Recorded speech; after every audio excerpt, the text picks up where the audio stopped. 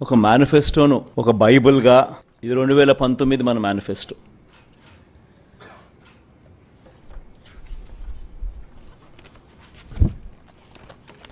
ఈ మాదిరిగా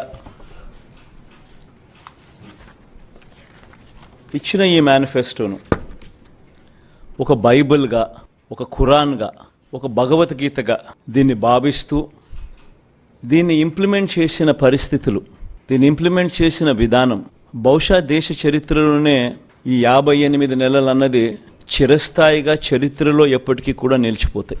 2019లో ఇచ్చిన ఈ వాగ్దానాలన్నీ కూడా ఎంతో నిష్ఠగా మనం అమలు చేశాం. ఏ స్థాయిలో ఇది అమలు చేశాము అనంటే, ఈ మేనిఫెస్టో అన్నది ప్రతి ప్రభుత్వ కార్యాలయంలో ఉన్న ప్రతి ఇంపార్టెంట్ అధికారి దగ్గర ఈ మేనిఫెస్టో ఉంది.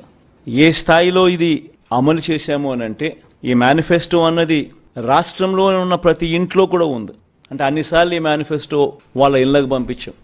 ప్రతి సంవత్సరం తర్వాత ఇదిగో ప్రోగ్రెస్ రిపోర్ట్, ఇదిగో అక్క, ఇదిగో చెల్లెమ్మ, ఇదిగో ప్రోగ్రెస్ రిపోర్ట్, ఇదిగో మా మేనిఫెస్టో, చెప్పినటువన్నీ మీరే టిక్ చేయండి అని మొట్టమొదటి సంవత్సరంలో 88%, 85%, 86% మొట్టమొదటి సంవత్సరంలో టిక్కు పెడితే, చివరికి వచ్చేసరికి 99% పైచిలకు మేనిఫెస్టోను మనం ఇంప్లిమెంట్ చేసి ప్రజల చేతుల్లో ఇచ్చిన పరిస్థితి.